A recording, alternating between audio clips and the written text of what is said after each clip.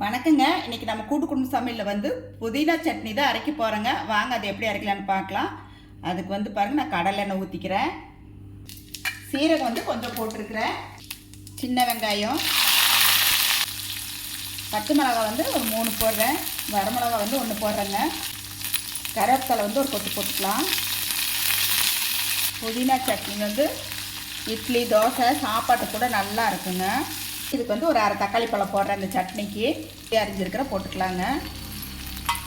இந்த வெங்காயம் எல்லாம் கொஞ்சம் இப்படி ஓரமாக ஒதுக்கி விட்டுட்டு கொஞ்சம் கடலைப்பருப்பு, கொஞ்சம் உளுந்து பருப்பு போட்டுக்கலாங்க. கடலைப்பருப்பு, உளுந்து பருப்பு நல்லா பாருங்கள் செவந்துருச்சு பாருங்கள். ஒரு துண்டு தேங்காய் போட்டுக்கலாங்க.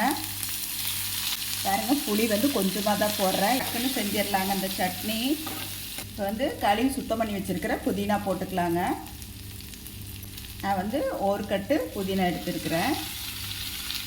மல்லித்தலையும் வந்து நான் கொஞ்சம் எடுத்துருக்கிறேன். இதிலே போட்டுக்கலாங்க. தேவையான உப்பு, கொஞ்சம் பெருங்காய பொடி போட்டுக்கலாங்க.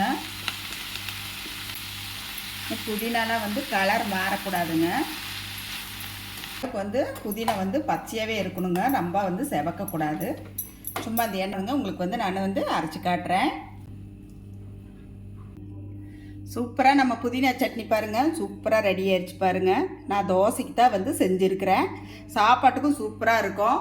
சட்னி வந்து தாளிக்கலைங்க, நான் எப்பவுமே தாளிக்க மாட்டேன். நீங்கள் வேணால் தாளிச்சுக்குங்க. சாப்பிட்டு பார்க்கலாங்க. இருக்குதுங்க, நல்லா இருக்குது. நீங்களும் உங்கள் வீட்டில் செஞ்சு சாப்பிட்டு பார்த்துட்டு எப்படின்னு சொல்லி சொல்லுங்கள்.